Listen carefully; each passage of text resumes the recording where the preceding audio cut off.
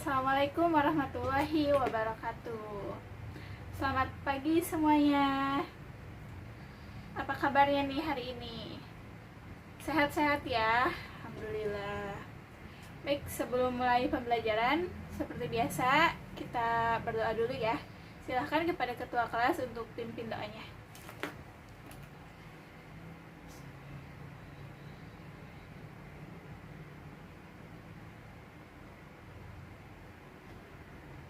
Oke, hari ini Ibu akan absen terlebih dahulu. Yang disebutkan namanya tolong angkat tangan ya. Yang pertama Anissa, Azizah, Bayu. Hadir semua ya. Alhamdulillah. Nah, pada pertemuan kali ini ada yang tahu kita akan bahas apa? Iya, benar. Kita akan membahas tentang perilaku jujur.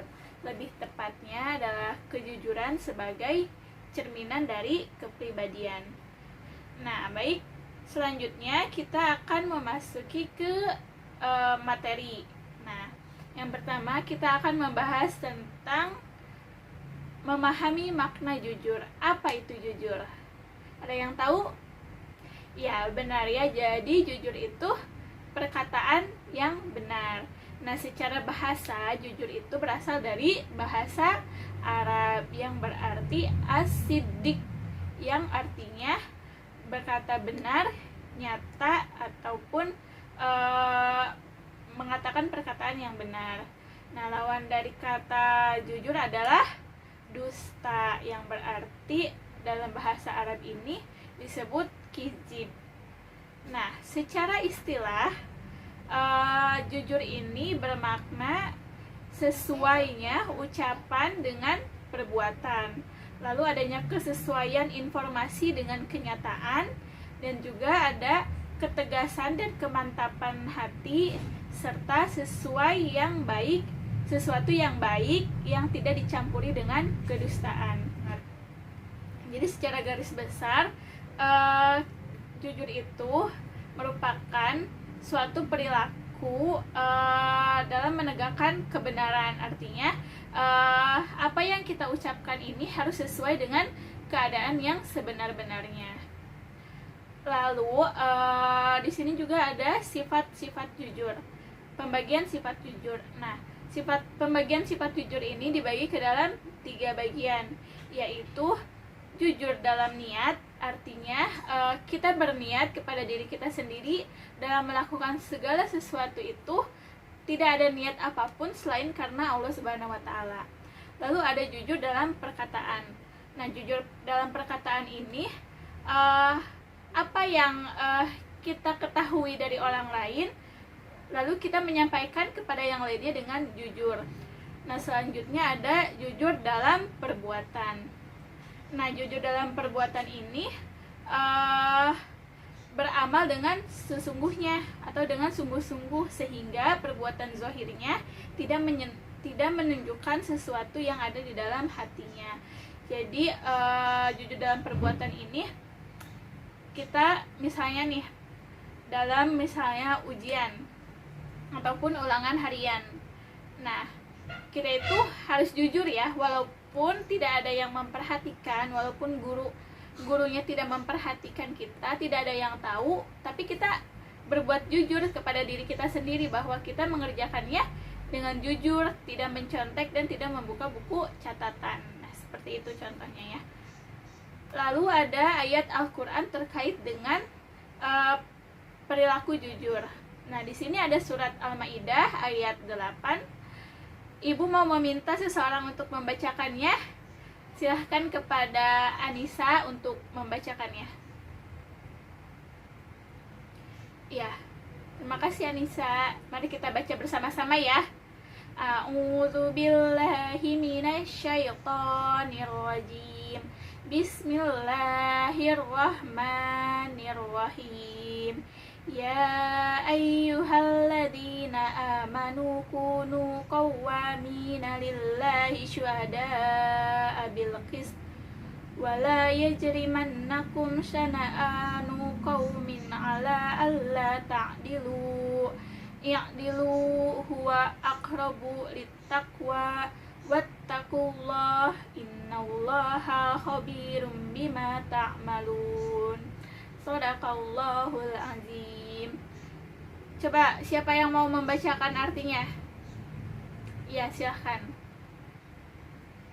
Ya, jadi artinya itu, wahai orang-orang yang beriman, jadilah kamu sebagai penegak keadilan karena Allah ketika menjadi saksi yang adil, dan janganlah kebencianmu terhadap suatu kaum mendorong kamu untuk berlaku tidak adil. Berlaku adillah, karena adil itu lebih dekat dengan takwa, dan bertakwalah kepada Allah, sesungguhnya Allah Maha teliti terhadap apa yang kamu kerjakan. Nah, selanjutnya juga ada dalam Quran surat At-Taubah. Kita baca sama-sama ya. A'udzu billahi minasyaitonir rajim. Bismillahirrahmanirrahim. Ya ayyuhalladzina amanu taqullaha wa kunu ma'as shadiqin. Artinya kita baca sama-sama.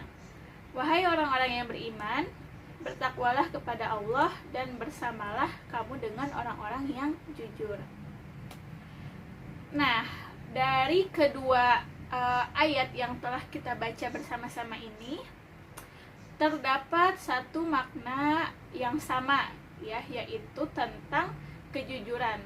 Yang satu dalam Quran surat Al-Maidah dijelaskan mengenai tentang keadilan, yang mana dalam menegakkan keadilan itu kita tetap harus berperilaku jujur walaupun kita membenci, artinya orang yang kita adili ini kita tidak suka, tetap kita harus berperilaku jujur, tidak boleh menjelek-jelekannya, harus sesuai dengan keadaan yang sebenarnya. Terutama dalam memberi kesaksian harus adil, ya, harus adil dalam menegakkan keadilan, karena kita harus jujur gitu, kita harus diperintahkan untuk jujur tanpa harus memandang siapa orangnya, dari mana asalnya, apa agamanya, kita suka atau tidak suka. Ketika kita diperintahkan untuk memberi kesaksian, kita harus berkata dengan sejujur-jujurnya sesuai dengan keadaan yang terjadi. Nah, dalam Quran surat At-Taubah ayat 119 ini menunjukkan seruan Allah Subhanahu wa taala dan memberikan bimbingan kepada orang-orang yang beriman kepada Allah dan Rasul-Nya. Nah, agar mereka tetap bertakwa tanpa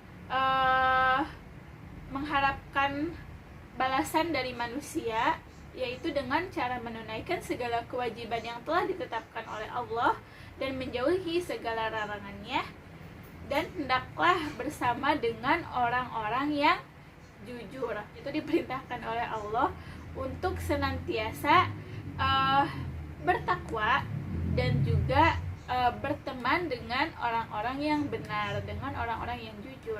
Artinya dalam kehidupan sehari-hari, jika kita menemukan teman-teman yang sering berdusta, teman-teman yang sering mencontek, yang tidak jujur terhadap dirinya sendiri, yang tidak jujur dalam perbuatannya maupun dalam perkataannya, alangkah baiknya kita nasihati. Jika masih tetap seperti itu, maka Allah perintahkan untuk boleh untuk dijauhi gitu ya, dan kita lebih memilih untuk berteman dengan orang-orang yang benar dan jujur. Nah, lalu selanjutnya ada hadis terkait dengan kejujuran. Hadis ini diriwayatkan oleh Abdullah bin Mas'ud radhiyallahu anhu. Rasulullah Shallallahu alaihi wasallam bersabda, "Hendaklah kamu berkata jujur, karena kejujuran menuntunmu kepada kebenaran, dan kebenaran menuntutmu kepada surga, dan senantiasa seseorang yang berlaku jujur dan selalu jujur, ia tercatat di sisi Allah sebagai orang yang jujur. Dan hindarilah olehmu berlaku dusta, karena kedustaan menuntunmu kepada kejahatan, dan kejahatan menuntunmu pada neraka. Dan seseorang senantiasa berlaku dusta dan selalu berdusta sehingga ia tercatat di sisi Allah sebagai seorang pendusta. Nah, sebelumnya Ibu akan berikan video ilustrasi mengenai perilaku jujur. Ini adalah seorang tukang loak atau tukang barang bekas yang walaupun ia susah tetap menegakkan kejujuran. Silahkan disimak videonya.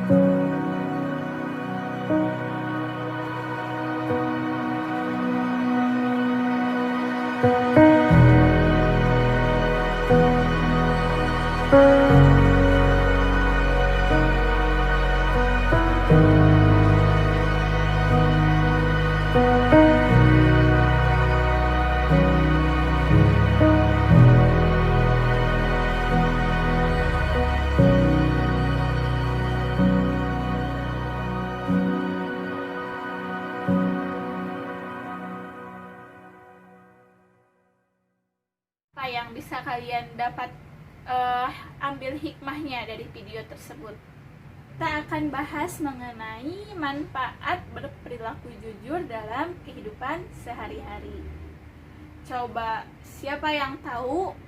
Silahkan angkat tangan ya. Sebutkan salah satu manfaat berperilaku jujur yang kalian ketahui. Ya, apa? Coba. Ya, benar ya.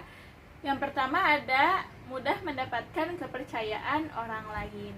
Karena kita sudah terbiasa untuk melakukan kejujuran, maka orang lain pun akan mudah percaya kepada kita karena mereka tahu bahwa kita itu adalah orang-orang yang jujur. Termasuk nanti dalam dunia pekerjaan. Nah, jika kalian memasuki dunia pekerjaan nanti, itu kalian akan mudah mendapatkan kepercayaan dari atasan ataupun bos kalian jika kalian berperilaku jujur. Tetapi sebaliknya, jika kalian selalu berperilaku dusta, selalu berbohong, maka otomatis dong orang lain tidak akan percaya dengan kita. Jadi ada sebuah pepatah yang mengatakan bahwa semakin sedikit orang berkata jujur, maka semakin sedikit temannya. Artinya semakin banyak orang berbohong, berarti orang tersebut semakin sedikit temannya atau bahkan tidak mempunyai teman karena tidak ada yang percaya kepada dia.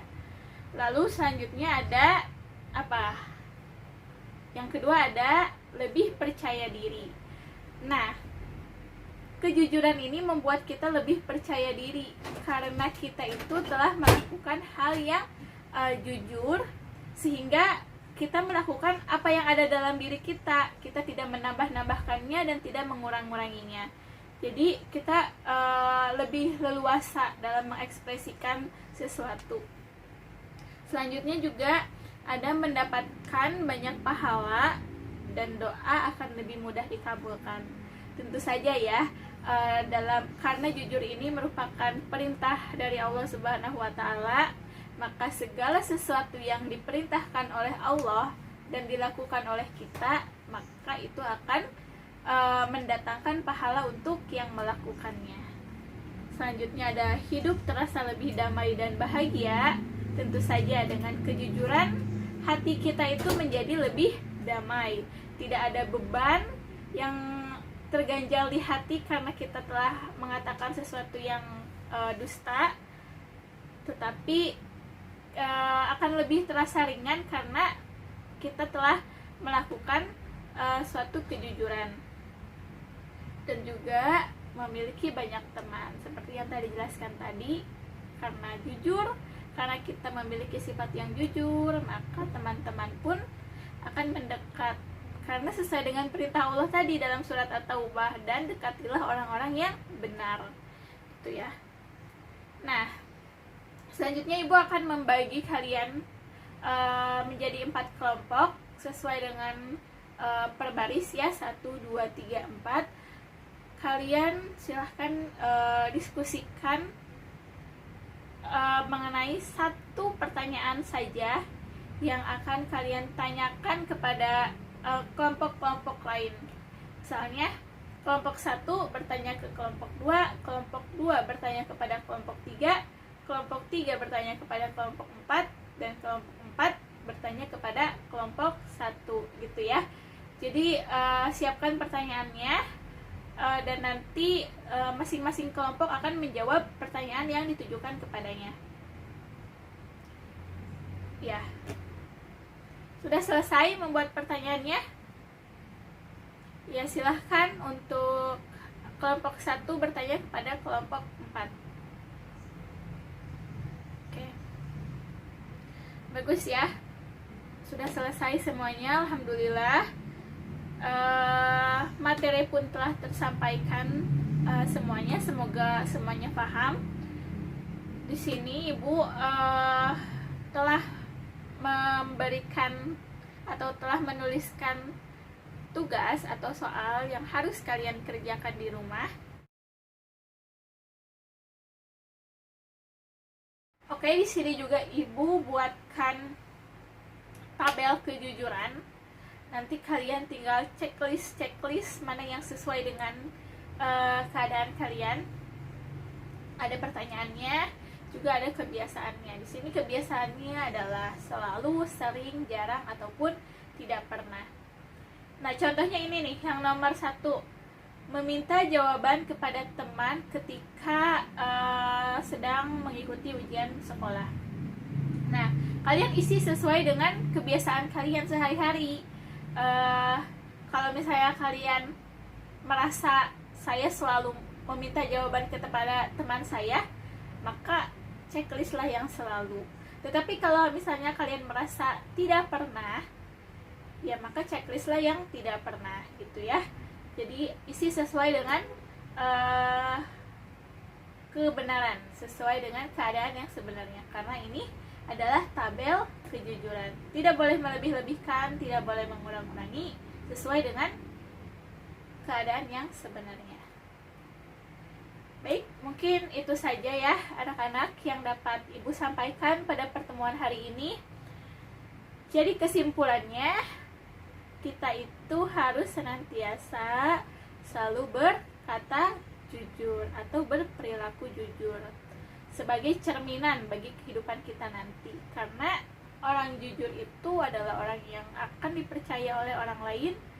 Ketika kita akan menuju kesuksesan, maka tidak ada orang yang sukses karena berbohong gitu ya. Intinya tidak ada orang yang sukses karena selalu berdusta. Yang ada hanya orang yang sukses karena ia dapat menegakkan kebenaran gitu ya. Dalam arti ini tidak hanya sukses duniawi saja, yaitu juga sukses dalam hal akhirat. Jadi orang yang jujur itu memang walaupun terkadang ia tidak sukses dalam kehidupan dunianya, maka ia juga nanti akan sukses gitu dalam kehidupan akhirat. Jadi walaupun tidak sukses dalam kehidupan dunia, walaupun kehidupan dunianya masih tergolong biasa saja gitu ya, tetapi karena ia jujur, maka kata hadis Rasulullah tadi, orang yang jujur dicatat sebagai seseorang yang menghuni surga. Kalau misalnya orang yang tidak jujur, banyak kan ya orang yang tidak jujur, tetapi kok orang yang tidak jujur kehidupannya baik-baik saja lebih dari kita. Lihat para koruptor, mereka hidup dengan bergelimang harta. Harta siapa yang ia makan ya? Harta rakyatnya, harta rakyat-rakyat kecil yang ia makan. Karena ketidakjujuran ini, akhirnya kan ia ditangkap oleh KPK karena kasus korupsi. Walaupun ia begitu, walaupun ia di dunia sebelum ditangkap itu bergelimang harta, merasa cukup, merasa sukses, tetapi kenyataannya kan tidak gitu kan. Dia akhirnya kan berbalik arah. Tadinya dia hidup dengan segala ada, karena ia korupsi dan ditangkap oleh KPK, maka segala sesuatu yang ia punya direbut oleh Allah, karena memang itu bukan hak dia gitu. Dia telah melakukan kebohongan dalam melakukan pekerjaannya, dan jadinya ia akan mendapatkan kesusahan dua kali. Kesusahan di dunia karena tadi ia ketahuan dalam berbohong, juga kesusahan di akhirat karena tadi Rasulullah SAW bersabda bahwa orang yang terbiasa berdusta akan Allah catat sebagai penghuni neraka. Nauzubillahi min zalik. Jadi semuanya wajib untuk menegakkan kejujuran dalam kehidupan sehari-hari. Mungkin hanya itu saja. Semoga pembelajaran hari ini dapat bermanfaat untuk kita semua. Terima kasih atas perhatiannya. Jangan lupa kerjakan tugasnya. Minggu depan dikumpulkan dan baca-baca juga materi yang akan datang ya. Terima kasih. Wassalamualaikum warahmatullahi wabarakatuh.